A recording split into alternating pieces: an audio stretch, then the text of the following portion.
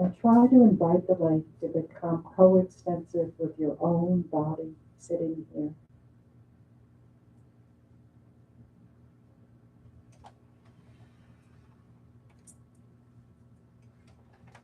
Feel held and embraced as we sit here, aware of the many ways in which the mind is like the surface of the lake.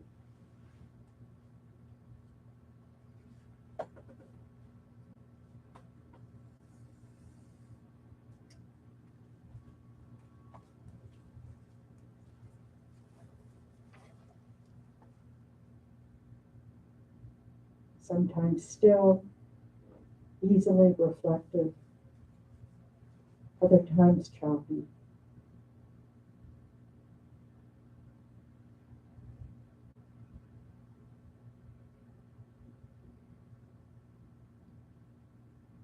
Try to get in touch with the sense of the entirety of the lake, not just the surface, but down below.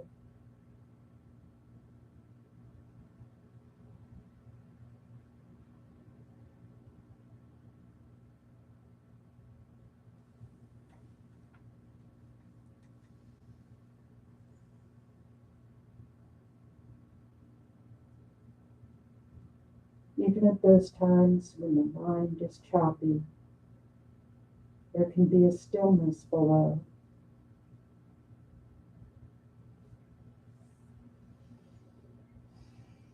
Just like the lake.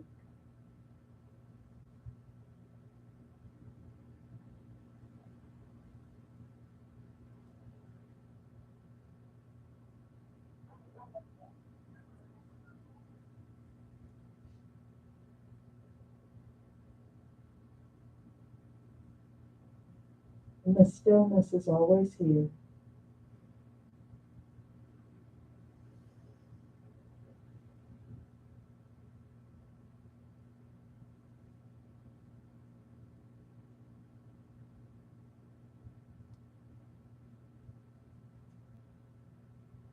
We can learn to access it, no matter what's going on at the surface.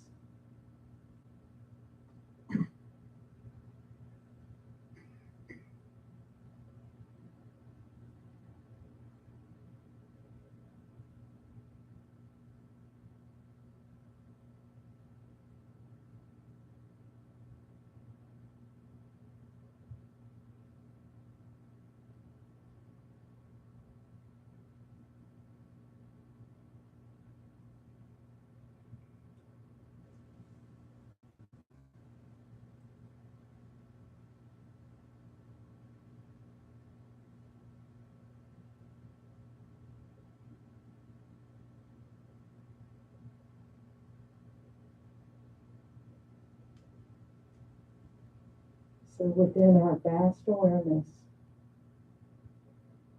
we experience the moment-to-moment changes in the body and sensations,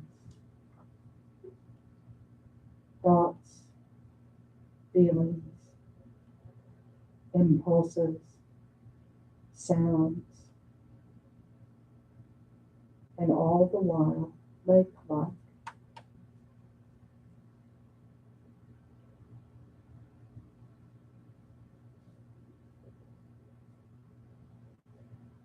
Watching the play of the mind and body,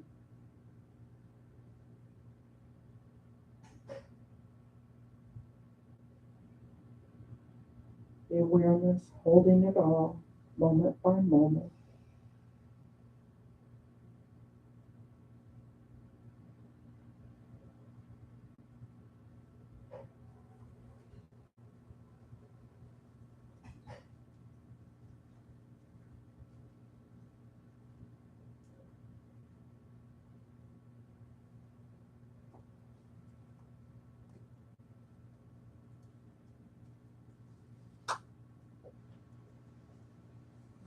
Now, recall the reason you came this morning.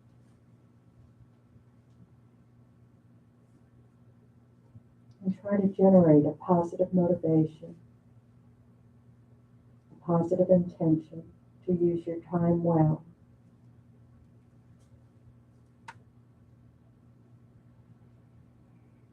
and make the wish that it not only benefit your own mind, but it'll ripple out to benefit others.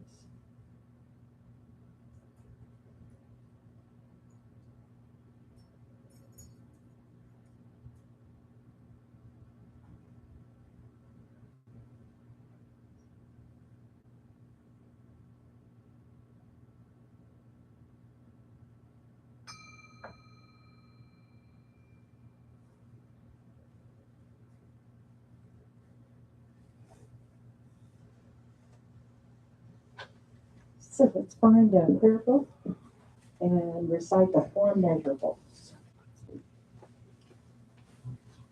Okay. It's on page 35 or 34. 34.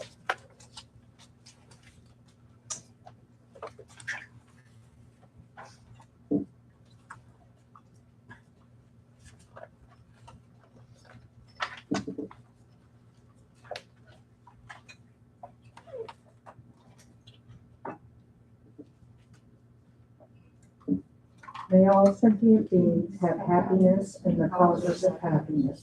May all sentient beings be free from suffering and the causes of suffering. May all sentient beings be inseparable from the happiness that is free from suffering. May all sentient beings abide in equanimity, free from attachment for friends and hatred for enemies.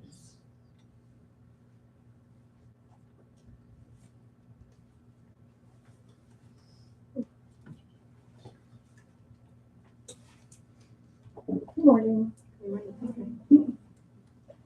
Okay, so, hi Bruce. What is your name?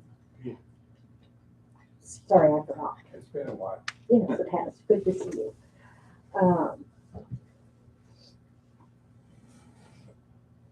So, what about the stillness of the mind?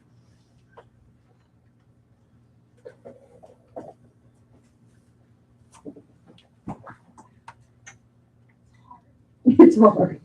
Is it really, really there? Only initially. The discipline is just what helps you practice it. You know, it does take practice. And so we need discipline to to follow through. Because when we don't know the benefit, we just kind of, I'll skip that today. So you need discipline to give it a go so that you'll try it enough to where you find out if you can do it. And that takes time. And you're not always successful. We're never always successful. But if you can take a few minutes every day and just quit following all of the activity of the mind and using your breath to kind of anchor yourself in this moment so you're not carried away by all the thoughts, you can find this quiet, still place. It may not be entirely comfortable for you. And that's one of the things that we kind of have to overcome is this, shouldn't I be doing something? This can't possibly be what I'm supposed to do. So we have to get comfortable with it. What's lovely about finding it and practicing with it is that you discover you can go there even when you're really stressed. And that's a time when we can really use it. The more we learn how to let our mind settle and not follow all of its, inclinations to think about this or that, or this worry or that worry, or let's see what we can think about for tomorrow, all our list. We discovered that underneath all that is just this awareness that's noticing the temperature of the room, that's noticing the sensations in the body, that's noticing, the thoughts. So it can give us that space we need to not be so reactive to what's happening on the surface or what's out here that we feel like it's stirring up the surface. And there's sometimes when it's just hard because you're so agitated that it's almost like you just can't let yourself settle. But if you practice again and again and again, in spite of whatever's going on, you get the hang of it. And more often than not, you can access it if you choose to do it. That's the next part two. Part two is actually going, when you're in the moment, when you're not conveniently sitting somewhere quietly, but you're, experiencing your life and all of its stuff, that you're about to, you can kind of sense you're getting hooked by something, you can go to this still place and, undo the hook. But you have to remember to do it. And it brings up all sorts of interesting discoveries, like sometimes you don't want to do it. You just want to get mad, which means you've already been hooked. Because nobody really wants to get mad. When we really look at how it feels to be mad, it doesn't feel good. So the energy of anger is what's pushing us thinking, oh, I have to feel this way. So we're already hooked. But if we can catch it before we're hooked, then we probably won't choose to feel that way because it doesn't feel good. So, but even when it's arisen, it can help us not act out of a place that's disturbed, whether it's anger or fear or worry.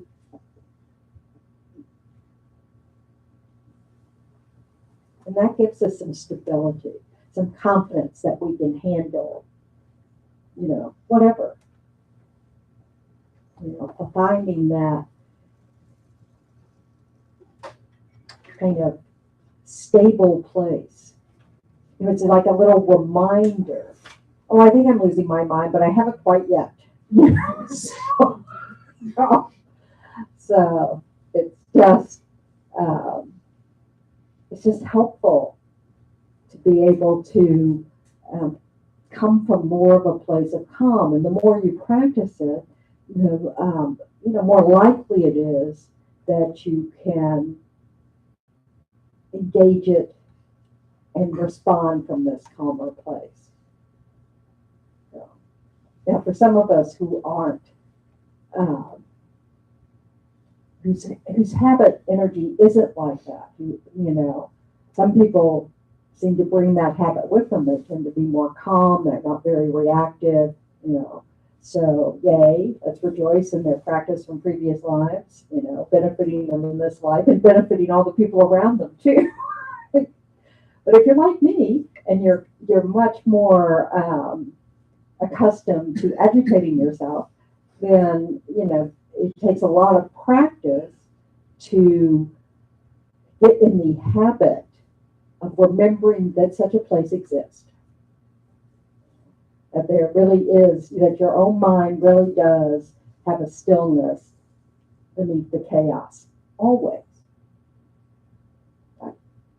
It's not something that ever changes, it just is.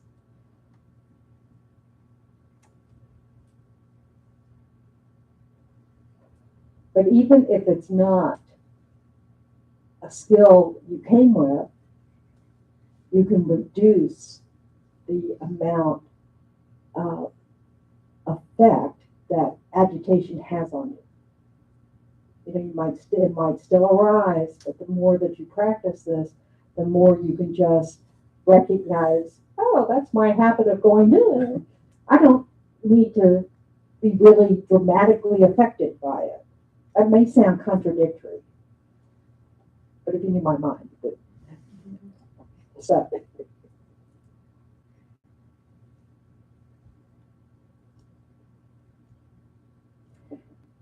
if you can recall times when you've learned something, you finally kind of learn it. You kind of feel you're just developing a little bit of confidence that you know how to do something, maybe on your job or maybe when you were learning to drive.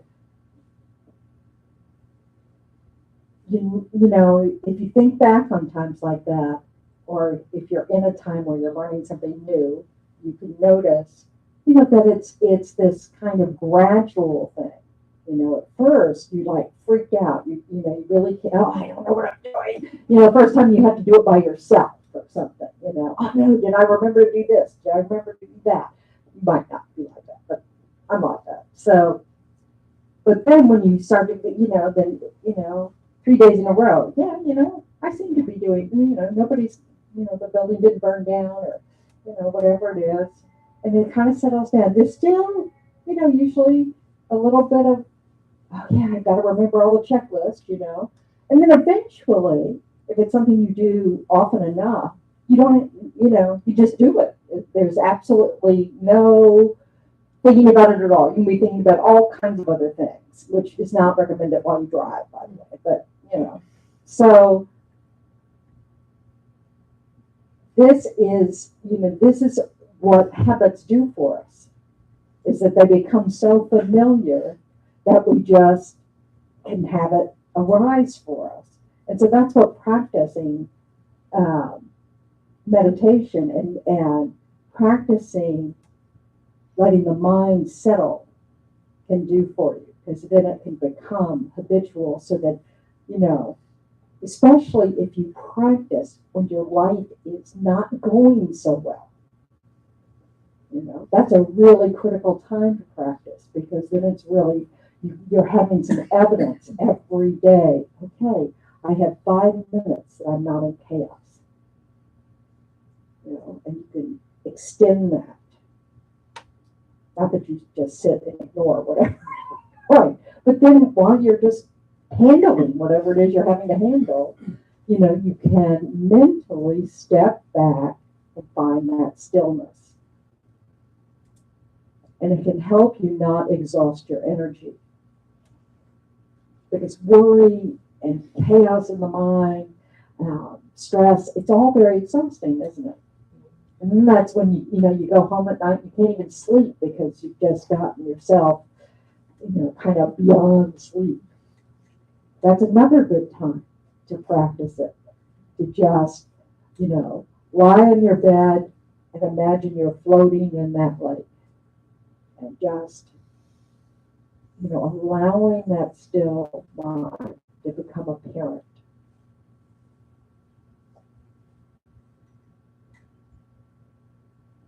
It doesn't make the problems go away. It's not like, oh, then when you wake up in the next morning, whatever issue you've been handling is not there. It just means you're not quite so hooked by it.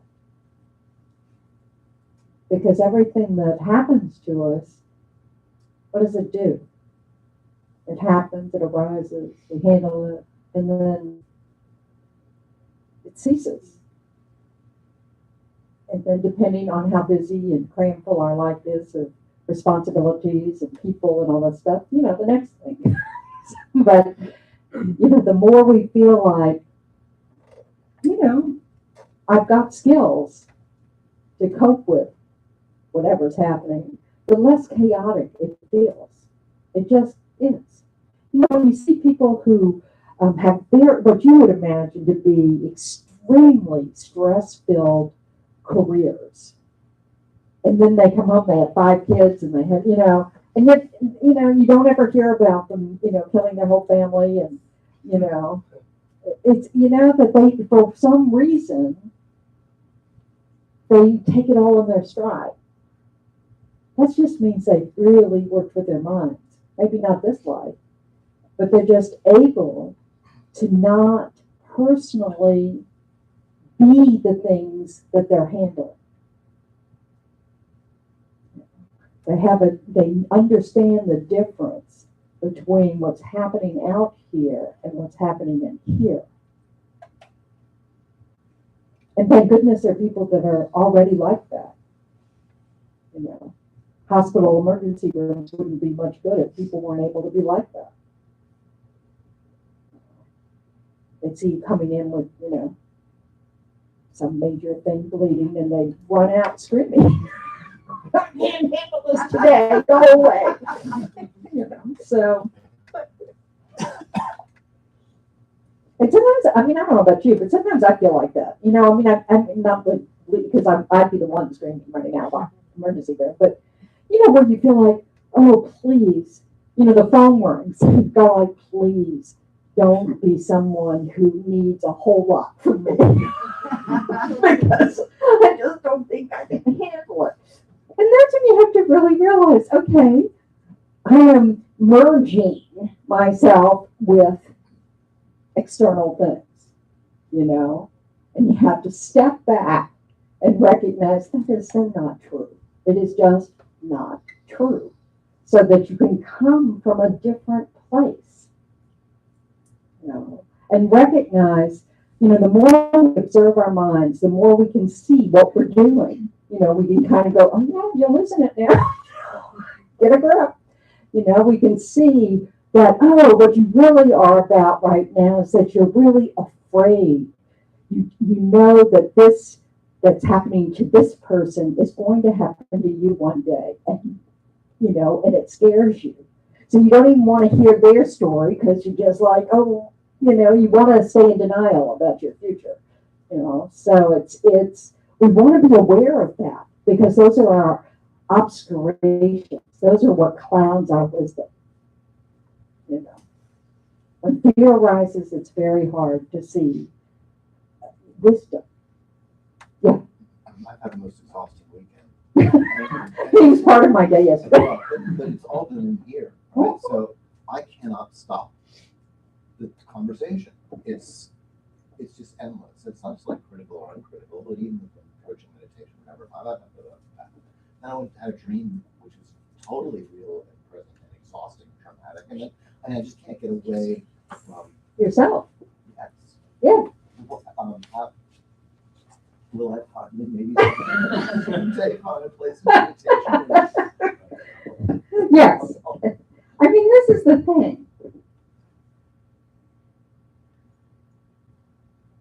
First of all, it's a clue that you're listening to every word you think. And that's actually not necessary. We think a lot of stuff that is just repetitive. Sometimes it's like I can't stand being with myself Right. anymore. Yes. Yeah. Yeah. I spent 4 hours yesterday talking in here. I can't stand the sound of my voice at the moment. And it's just like, oh, really? When are you going to shut up? So it's this, so yes, we have these times where. It just brings up who is the me and who is the my. Yeah. What is all that about? Yeah. So when we look, when we're first acquainting,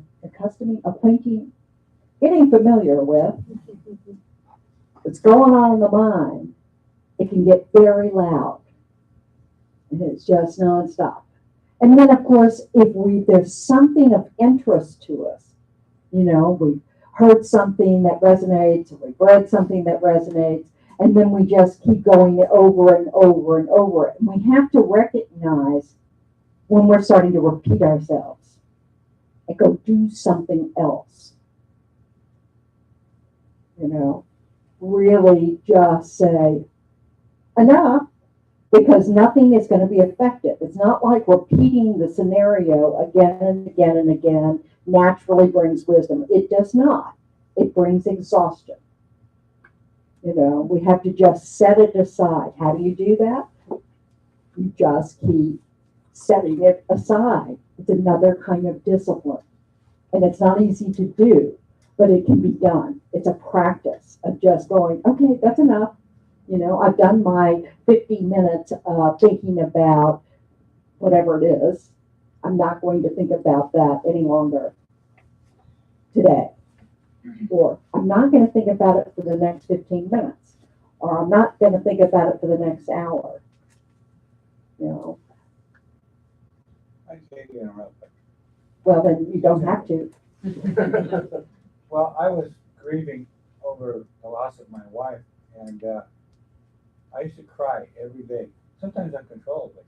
And my aunt told me, she said, give yourself 10 minutes. Go for 10 minutes. call it that, and then move on with your day. Just what you were saying. It's amazing how It helps. we don't recognize that we're actually feeding that place, and we need to stop it. Because we're just drowning.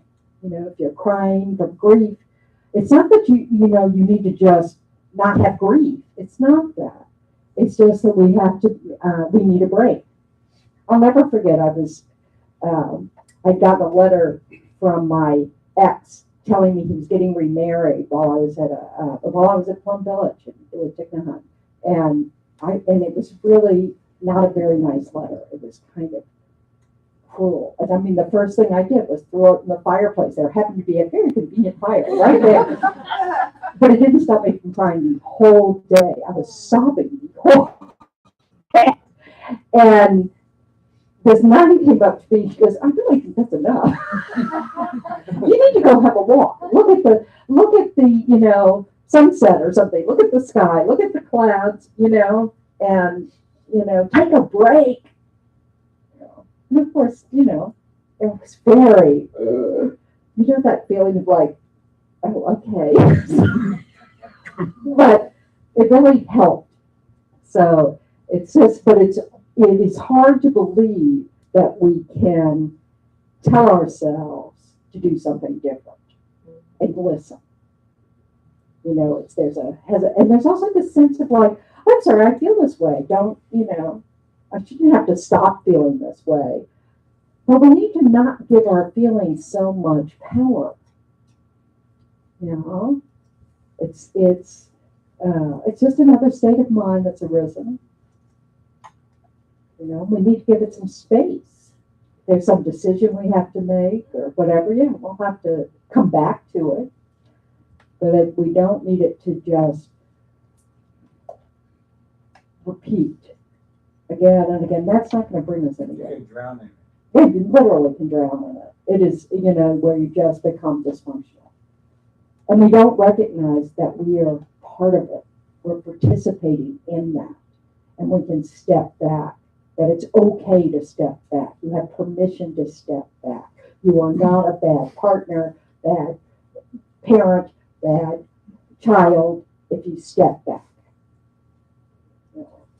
So, but it's not easy to do. And sometimes when we're, like if there's something new, we're trying to kind of recognize or look at from a different angle, we kind of get caught up in it. But then we need to recognize we're getting tired now and let's, set it aside. Yeah. That sounds good, but last week it sounded like the whole time of children live and don't run away from your pain. It doesn't mean you don't take a break. You have to take these things in context. Okay. Really, it's. I understand how easy it is that you but yes, we're not talking about stuffing something down as if it doesn't exist. What we need to do is recognize the difference between experiencing it and feeding it. And sometimes when we start thinking, like say grief arises or fear arises, and if we start thinking about it, like, oh, I wonder what I'm afraid of, I wonder what, blah, blah, blah, blah, blah, blah, we are feeding instead of just going, oh, fear's arisen, and just experience the fear. Not justify it, not find its source, not do any of that. Just notice it and then notice when it subsides. So that you can move on. But it takes effort. It takes, watching and watching again, and then, realizing, oh, that's right, I've been distracted. I'm not really, I've gone off into the story again. But it's not, it isn't easy.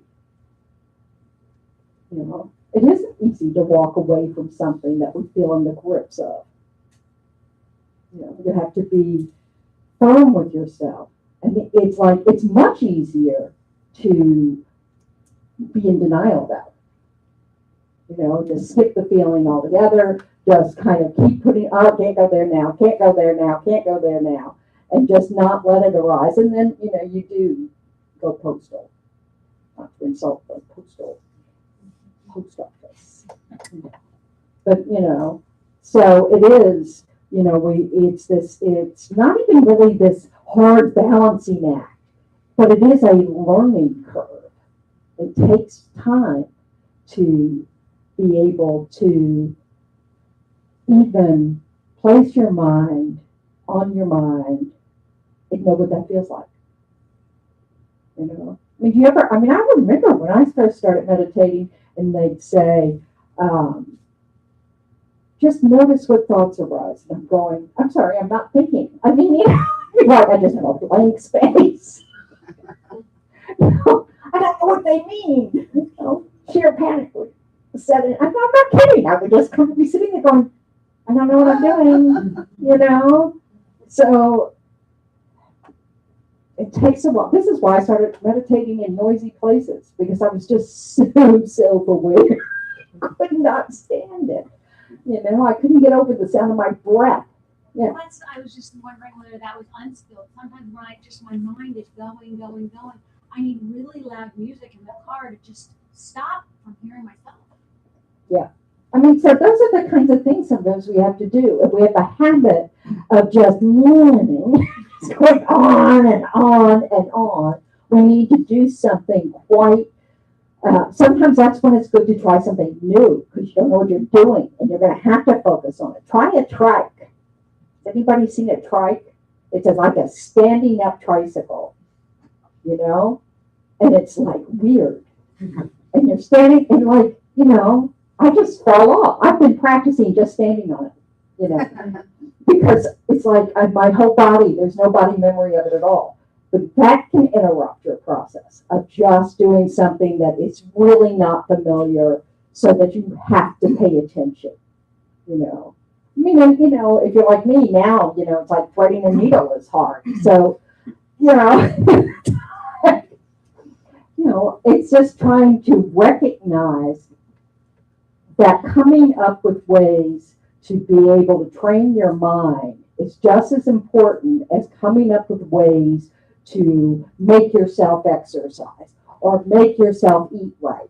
That it's, just like we go to a lot of lengths to figure out some pattern that works for us, some group of people that we like to exercise with, or some exercise that doesn't drive us crazy, we have to work with our minds, and there's not some cookie cutter thing that could say everybody tries this and it will work, because it isn't like that. Our minds, we have different habits. So we have to kind of try different things and then recognize, oh, this is kind of working. We have to admit that to ourselves as opposed to going, I really can't do this, so I might as well just quit. So, we just have to want it. So this takes some study as well. We have to really develop sort of the idea that really maybe training my mind's a good idea. Maybe it really is out of control. Maybe the fact that I find it so difficult to sit and notice is an indication I might benefit from this practice.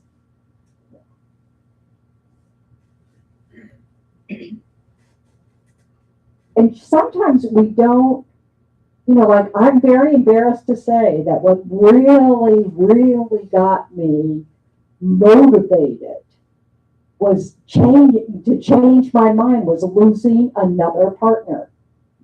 I was such a jerk, and I just had to finally say, you can look at them and say, there's something wrong with the people you attract, or you can finally look in the mirror and go, maybe it's you, and I just had to face that. So I was really, really, really motivated to watch what I said, to watch how I thought, because my speech would just follow my mind, That's what motivated me. It wasn't that, oh, gee, I'd like to be a nicer person. I really didn't care less about being a nicer person. I just didn't want to keep being alone. So, we do have to find our motivation. Fortunately, you don't have to keep having that motivation because the practice brings its benefits. You start to see feeling easier. You start going to sleep with fewer regrets.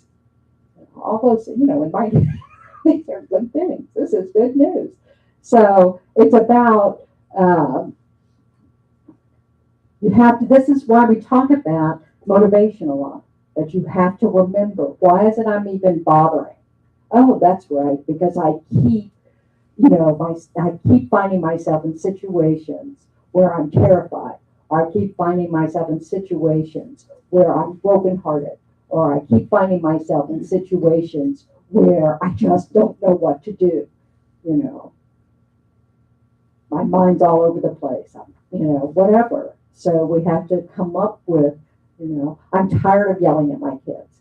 I want to be more kind and more patient because I really am tired of yelling at my kids. I'm tired of seeing the hurt faces on people I yell at. I'm tired of feeling this way myself. We have to remember that there's consequences to our mind not being calm and peaceful. So it's about, being able to go, okay, this is important. Just like going to the gym is important. Just like eating right is important. Just like showing up to work and being responsible, employee or employer is important. All these aspects of our life are important. And the mind we're carrying around with us 24/7 is a big piece of all that. And so the more we can, get our minds in a calm, more peaceful, more even place means that our response to what's happening is more likely to reflect our values, our principles, what's really important to us instead of just what's in the moment because we're too rattled to, come from a more grounded place. Does that make sense? So, but is it easy? No, it's not easy. It's hard. It's effortful. You have to really want it because it's way easier, as we all know, to just follow our habit. Oh, I'm sorry. I'm still going to have chocolate every day. And I do. That's not a habit I've given up. And so, we just have to understand it's not because we're bad people, lazy people, stupid people. It's because we've got a lot of habits and we're busy people. And if we're just following that energy and recognizing that energy is something, we can change the direction. We could take that same energy and use it to something more skillful, more likely to bring us more happiness, less regrets, all of that. So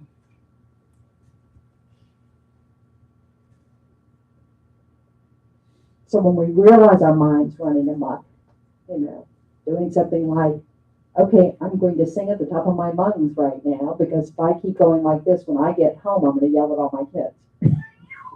Whatever. So, and it's exhausting, isn't it? I find that the worry, the fears, the anxiety, it's just exhausting. So being able to find this kind of, oh yeah, underneath all that is still quiet place. And if I don't just keep filling my mind up with the fear, it's not there. So if we just, when things arise, experience it, we notice when it passes, and we don't feed it. We really can have that image of the old-fashioned, what's the first part of a train called? The engine, is that right? Or maybe it's the second, the coal car. If we can just have that image of the coal going into that fiery furnace. I must have watched too many cartoons. But, and the steam, smoke. But, we can start to see when we're doing it. It's not going, oh, well, you idiot, look what you're doing to yourself. That's not necessary. It's just recognizing, oh, okay, maybe I don't want to do that. Let's not do that. Let's try something else. So that we can ease out of our habits. I have a question. Is it important to, sometimes it seems like you have these strong patterns in your life, and you may be very aware of what they are, but don't know exactly how they function or where they come from. I mean, in my case, I feel like these teachings have been very incredibly deeply helpful, but there's still this theme or pattern that just keeps showing up, and I guess, do I worry about the karma of that or the past life or whatever, or I don't understand it. So do I just keep? Well, I think that, we might not be able to ever discover the cause because it may be something from a past life, if the teachings are correct. No, but we can assume that, but if it's a pattern or, you've been practicing it somewhere. And so now here it is again, so it's not so much that you have to find the source or even worry about it. You never need to worry. Worry is not planning. It's not problem solving. It's just literally worrying. We don't have to do that to ourselves. So, but what you might want to look at is what arises when these, and kind of go, is there fear? Is there, this is what the four pairs of the 8 working concerns is kind of about. Of being able to look. Is this about how I appear to others? Is it because I'm afraid of being alone? Is it because I want people, I always have to please someone because I'm terrified of someone not liking me? You really have to just look at those things to see if there's some unskillful habits that are fueling this behavior pattern or thinking pattern. Because that's what we want to uncover. What are we thinking? What are our habits that are unskillful? Is it working for me? And then try to be able to identify it as it arises and then think about how could I counter that? Because often, what our habits are coming from false premises. We think something is a certain way and we're wrong about that, so like pleasing people, there's a difference between benefiting others and pleasing others. The best situation is when both happen. You're benefiting and pleasing them. That's nice, but just from raising children that they're not the same thing. Letting your child get whatever they want is not your job. Your job is being able to tolerate them screaming at you because you won't let them have what you want because it's not good for them. And that's your unfortunate job. So, taking on the responsibility of raising children. So it's kind of like that with our minds. We have to recognize when we're doing something.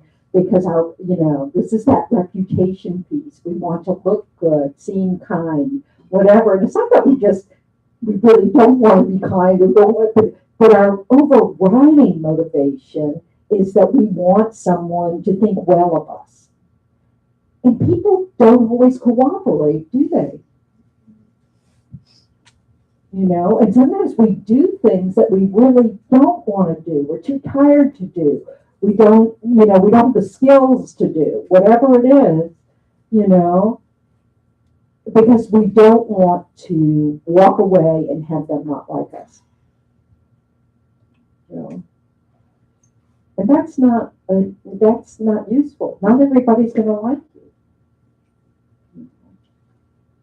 When you think about your best friends and how not everybody likes your best friends. People just don't like everybody. It's just not the way that works. We have different dispositions of mind, different preferences, and they don't always mesh. Even our best friends, there are things that you don't do together because you don't like the same things. It's not a reflection on who you are. You know? And if we come from a place of wanting to please others, what happens? What happens when we don't please them? Where does our mind go?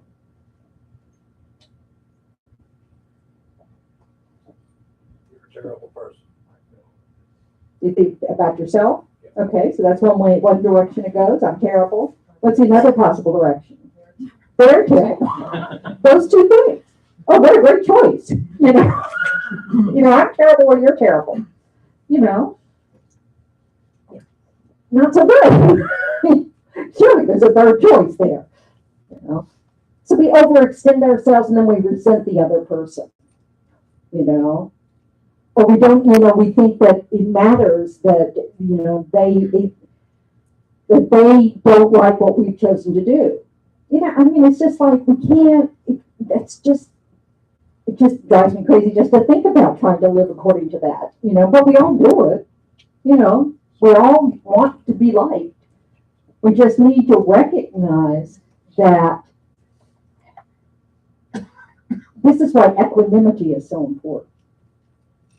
Recognizing there is a difference between preferences and who people are. It's like thinking that I'm only going to pray for people who deserve happiness. Well, I bet you have moments where you don't think you deserve happiness. If we are in this, if we're keeping score, then we're not recognizing that we're just all doing our best, and sometimes we don't do it at all well. Sometimes we are completely confused about what brings happiness and what brings suffering. Most of us are completely confused about that. And that, basing on whether someone should be free of suffering and have happiness based on what they're doing right now, is not necessary. It's irrelevant. There's nothing wrong with wanting people to have a happy existence, no matter who they are, what kind of being it is. I want snakes to have a happy existence. My preference is they have that happy existence away from me. But that's a difference. It's not, when we make decisions based on what they do for us or don't do for us, that's bias. That's using our self-cherishing as the basis. And this is what we want to try to get away from because it's part of our suffering.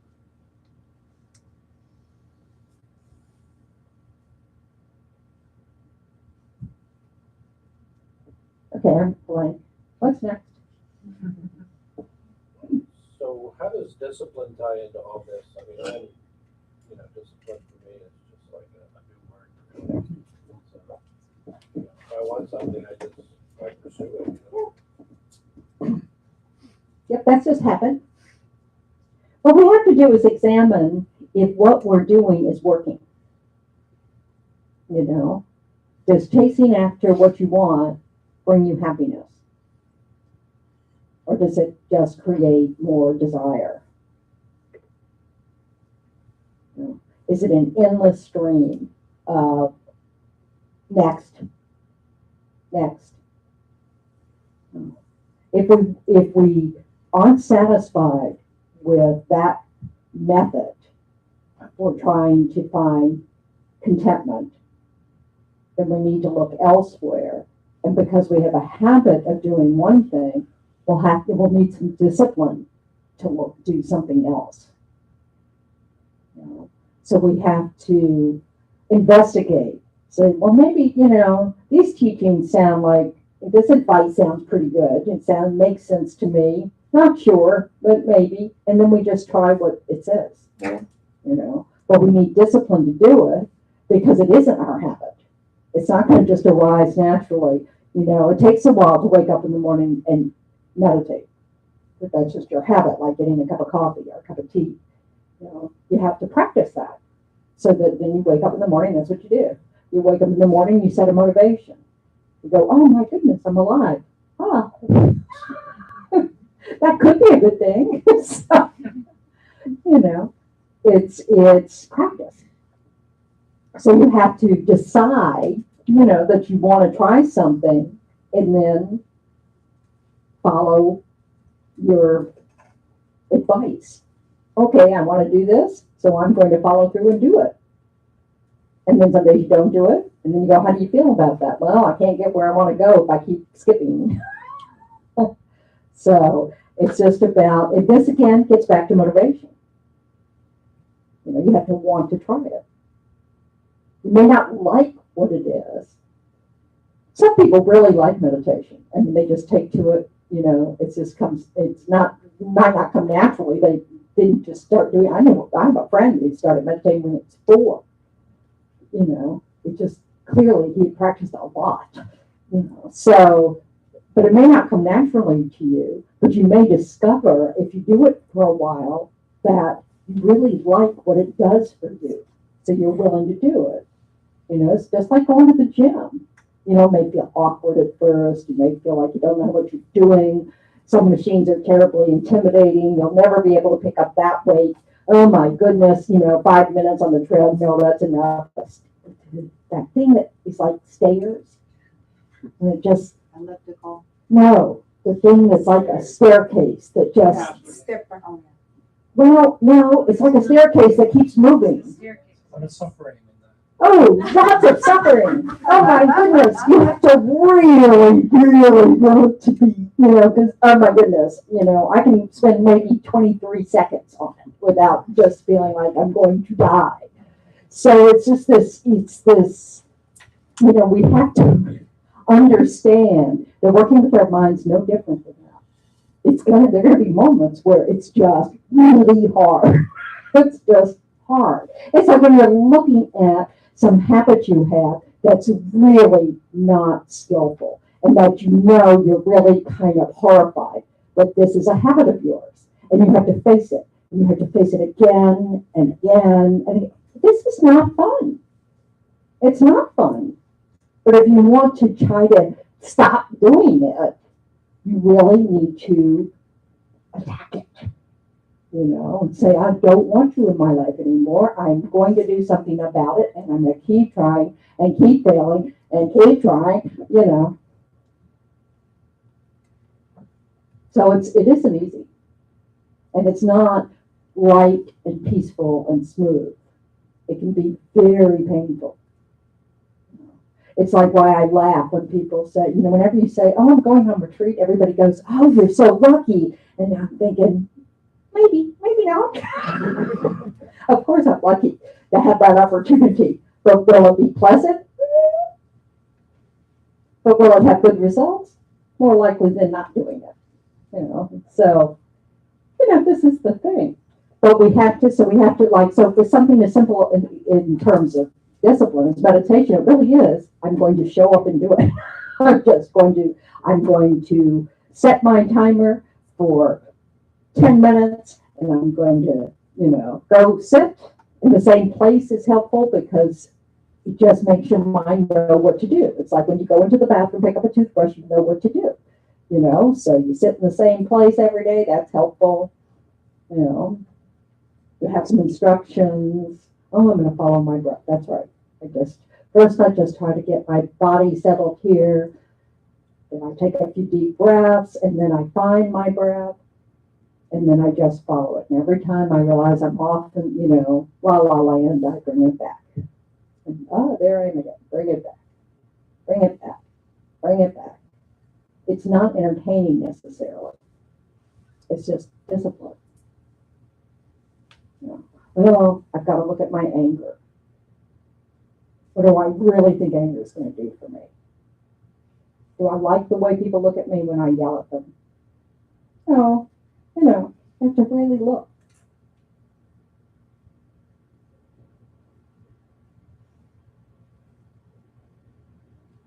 And then we have to find reasons why it's worthwhile for us to do, and so we keep doing it.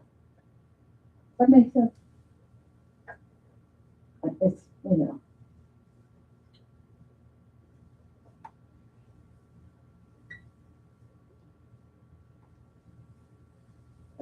What I find in my experience is you don't have to become good at it to benefit. You know? It's not like, oh, I have to achieve certain level of success to see some benefit. It's really not like that.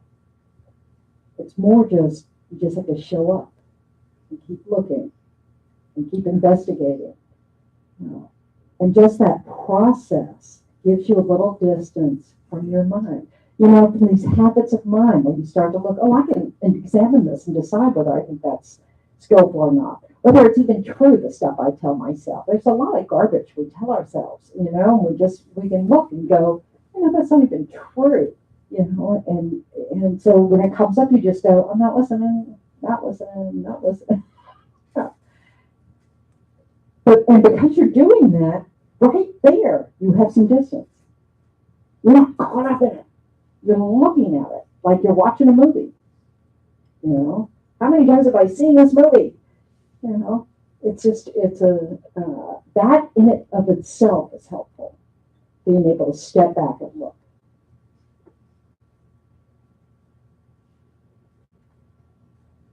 And then it's helpful to remember that you don't have to watch it nonstop. You know, there's one of the powers. It's really the only. I mean, I almost know what page it's on. So there's the power for relinquishment, which I really like. It's where you let go to revive. You know, it's not like they say, you know, go sit on your meditation cushion until you get it right. You know, it's that you do something for a little while, and while you're still, you know, feeling okay about it, you get up and stop and do something else. So that when you come back to do it at another time, you're not like, oh, you're not in sheer dread.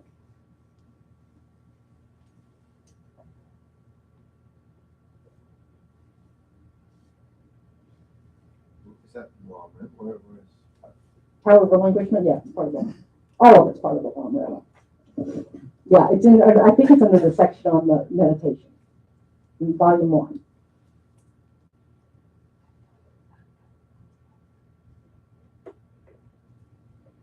I typed it out and put it on my computer.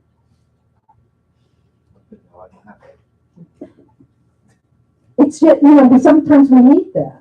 We're trying to, because what it's doing is we're still trying to control things.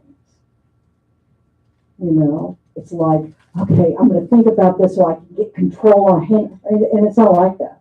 It's a process. You know, changing habits is a process.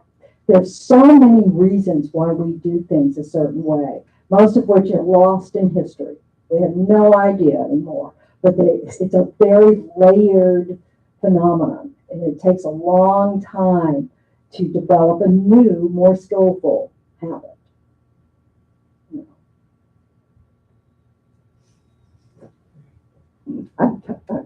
Yeah, I can't believe you use a real pen, your cartridge pen.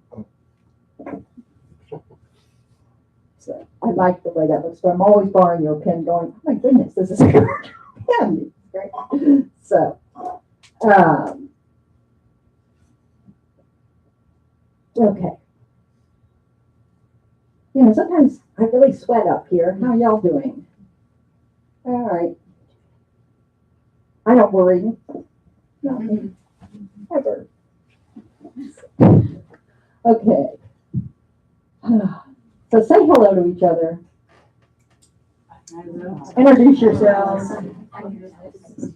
Hello.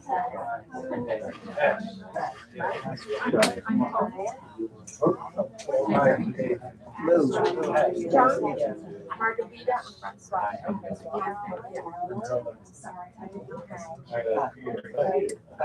Lou, John, Melissa. Hey, John, how are you? Hello. Come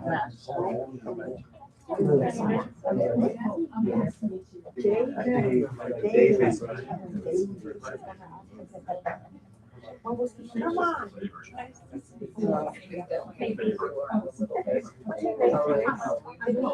Margarita.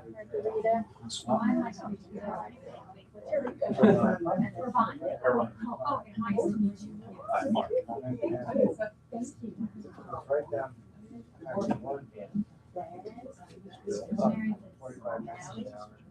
Mark. Yeah. Okay, so I know this is Ash in the middle here, and I think I heard your name is Caroline. I don't think I know your name.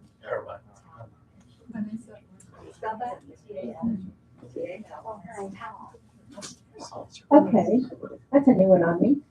Doesn't matter, I will forget anyway, but, I'll try. So, all right, this is Pat, right? I'm so embarrassed when I get it wrong. I don't remember. Dave. Your name? Herman. Okay, that's easy for me. Herman. I'm terrible with that. Herman. I don't know. Yeah, you did it. Perfect. Sandra. Yes. Okay, I know that's Lou. And then behind you is Melissa. And then Brian. And then Pete, right? Mrs. Todd and Ash and Caroline and Dave. And then we have Denise. And all the way in the back we have Francois and Marguerite. Yeah. Yay! Yay! Yay! And Mrs. Hope and Vanessa and Nicole and Ralph hanging out in the doorway. And Mark and Mary Liz. Dan. I'm having problems with D words today, D names. And Bill is in the back. All right. So now we're not strangers. So when you pray for each other, this is John.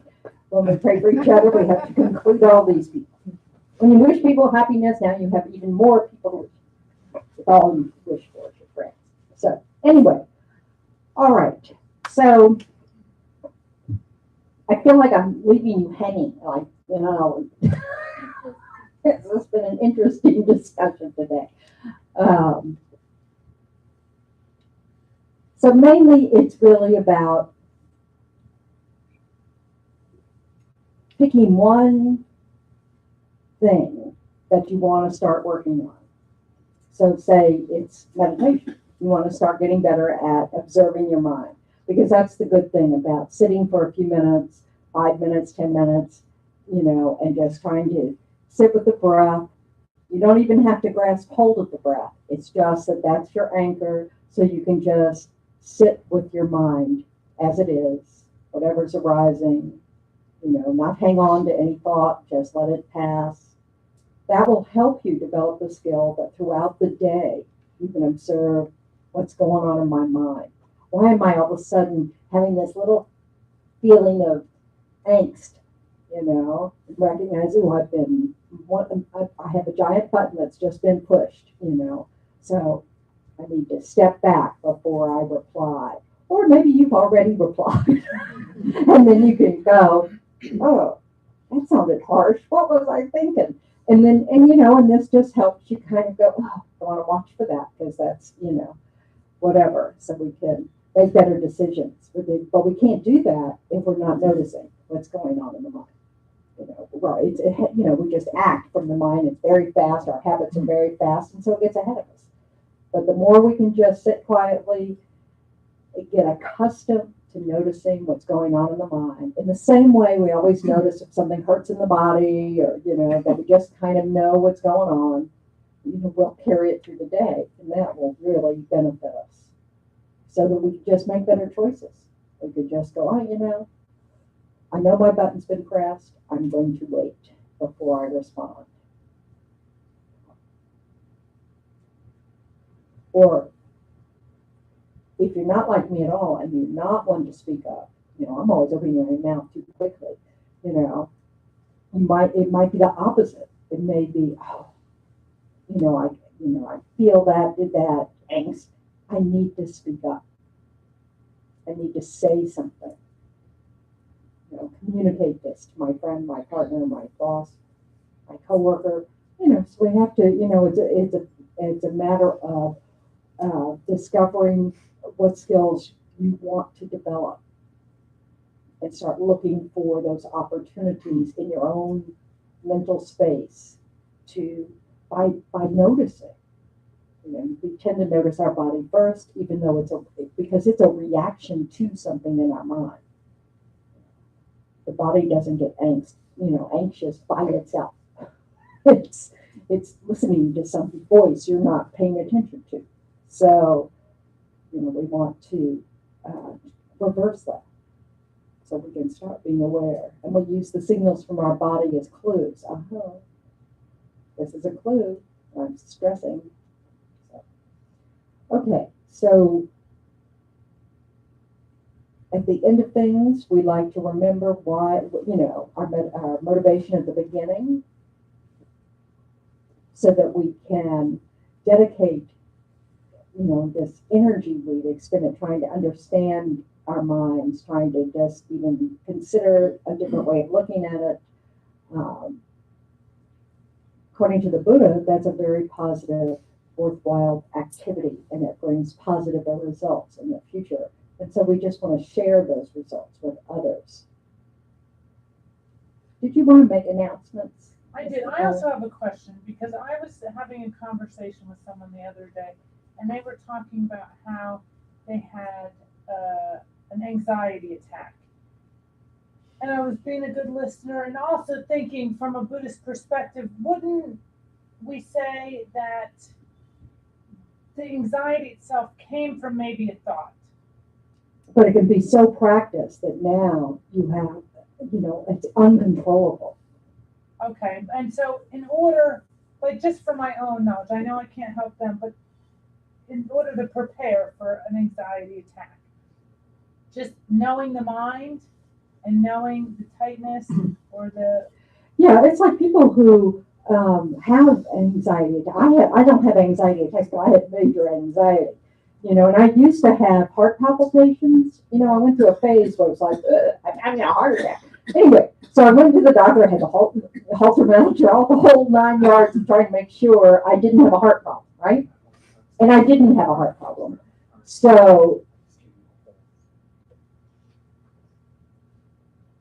okay. So once I knew that it wasn't a heart problem, then every time I started having all these symptoms, I could just tell myself, okay, this is your mind. This is coming from your mind. There's nothing really happening that I need to worry about. So I just need to not feed it, and not do anything, try to get my breath, try to talk myself down.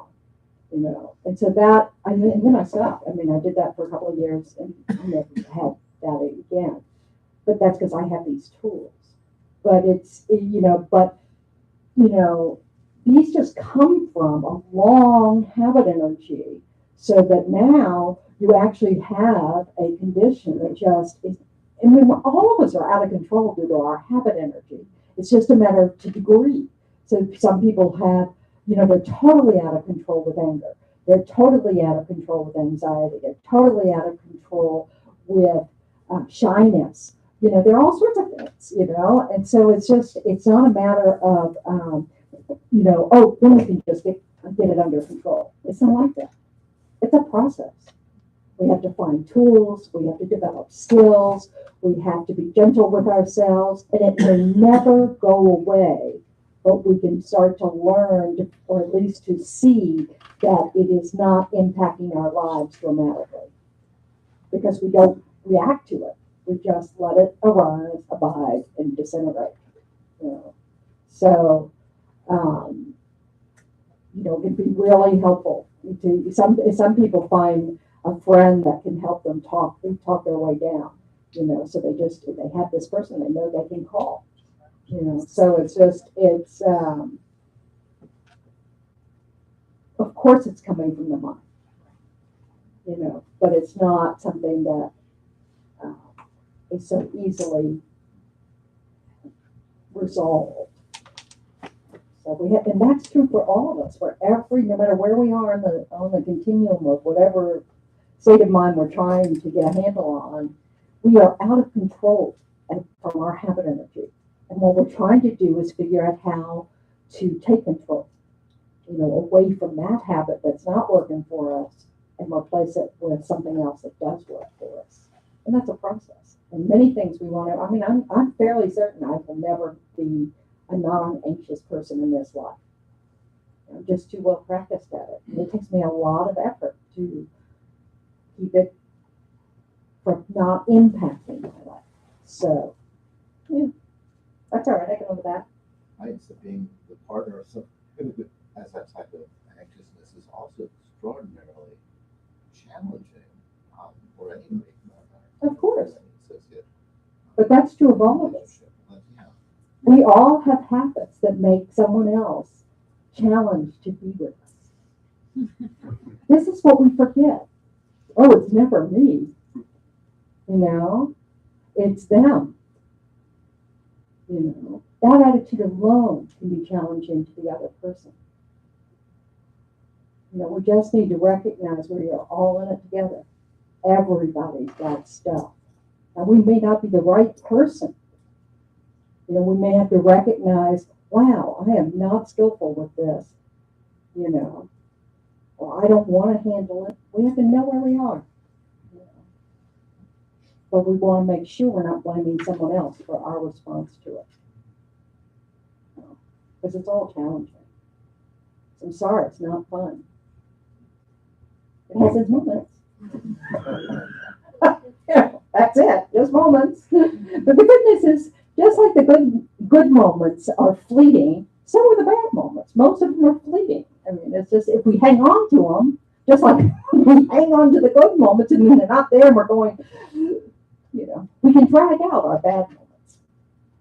So I'll just real curious, maybe very quick, because I know already. So when dealing with an anxious personality, I recognize there's suffering there. Oh, yay. I rejoice, if that's true. There is, yeah. So I recognize that. I try to, really to the best of my ability, to listen and to try and figure out what the other person. Oh, you got to fix them. Need. Well, just in terms of being able to. Now, maybe listening would be good. Yeah, I think I start with that. Yep, and I would stop with that. Oh.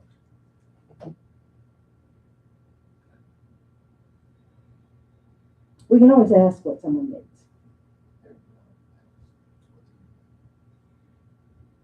And then it's really helpful if we listen. Because often we think we know what they need, and we're wrong.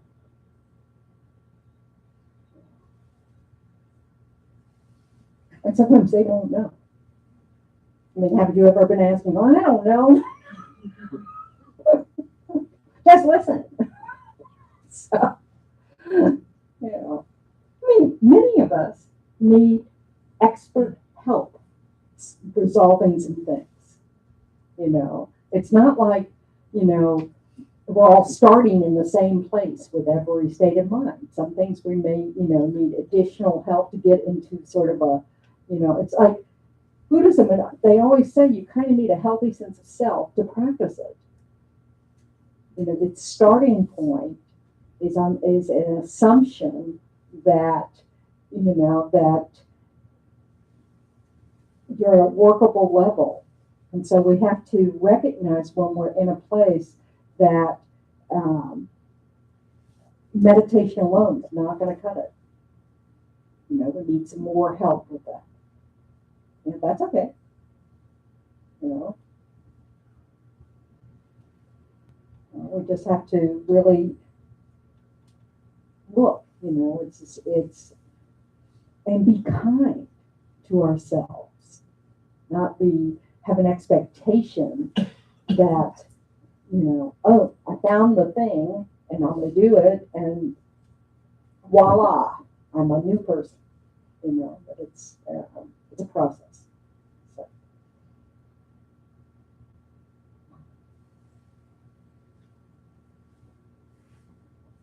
So yes, I do have some. Okay, go for it. And then we'll read the dedication prayers. So this week, tomorrow night will be the last night of our book club, but we will have another one maybe at the beginning of 2019. Also, our last session on how to meditate on Thursday night, 7 to 9. And then in October, we'll start a new Discovering Buddhism series on death and rebirth. And that will start on October 4th. The first Thursday, yeah. Also, October, the first Monday evening, which is October 1st, will be visualization meditation. That will be every Monday night for October, so 4 sessions. Jackie Keeley will be leading that, and that's also 7 to 9. $15 for everyone and $5 for members. And then we will have our annual animal blessing October 6th on the Saturday at Quiet Waters Park from 10 a.m. to 11 a.m. We are still looking for a few volunteers for that. And if anyone has a microphone and a speaker box to let us use for that day, that would be great. Just putting it out there. And then October 7th, which is a Sunday, 2 weeks from today, will be our newcomers welcoming. If you're new to Buddhism and want to stay after for a few minutes and ask any questions, then it's a great time. Okay, so thank you all. So we're going to try to do that on the first Sunday of the month, every month, to just, because we're not doing the potlucks, to allow, so that, if you have some lingering questions and every week you think, oh, I want to ask that, just show up and ask. So, and also the animal blessing, animal liberation is, we're doing it on the weekend but there are a lot of activities around town, but St. Francis of Assisi kind of, inspired kind of practices. And so the reason why it's a specific time for the animal blessing is because there are all these mantras and things, but it's that we say, and, but there's an altar set up. So bring your pets and your kids and, walk around the altar, because according to the teachings, it benefits their minds for the future. But we also liberate bait worms. Is that right? So we actually, we basically create an altar in the park. Says lots and lots of mantras so that, people all come at, at 10 or something, or 10:15, we can all do that, and that brings more benefit to the worms that we're releasing in the park. So we're saving them from being used as hooks. Being hooked and being used as bait for it. But it's really good for our minds. It's an action of generosity to take the time to do something for something that can't protect itself. So it's that idea. So it's a practice of mind to really go, of course, obviously it doesn't save all the worms. It doesn't save these worms. These worms will still die. It just is an action of really taking care of life. So, but it rescues these worms at least from that hook. But, in the prayer and practice we'll do the night before also too. That's Friday, October 5th evening. We'll do that here if anyone's interested in joining us for that. blessing all the worms. Sounds really strange, but there you go. And if you do have a question too, we have a question jar over there in the back of the room, a little glass one. So feel free to write something down and put it in there too, and we'll answer it. Thank you. If you remember to look. It's a process. Okay, let's read. Is that the? That's okay. it. So let's read the dedication prayers on page 244, I think.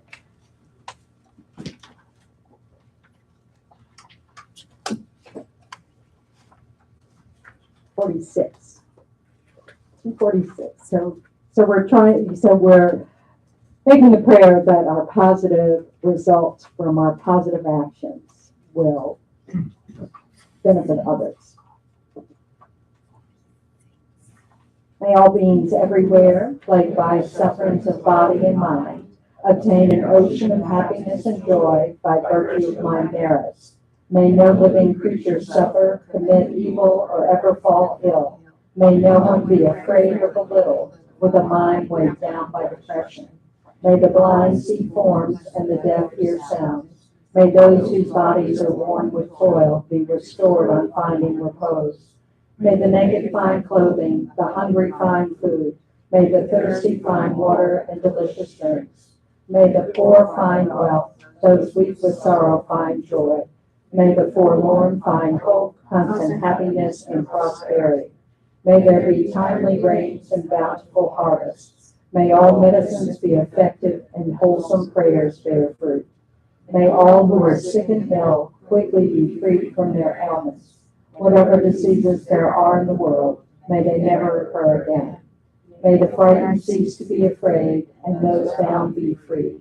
May the powerless find power, and may people think of benefiting each other. For as long as space remains, for as long as sentient beings remain, until then may I too remain to dispel the miseries of the world. So thank you very much.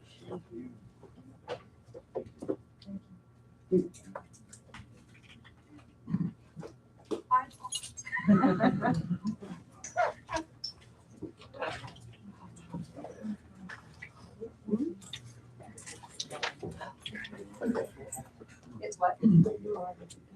I think it's because this is the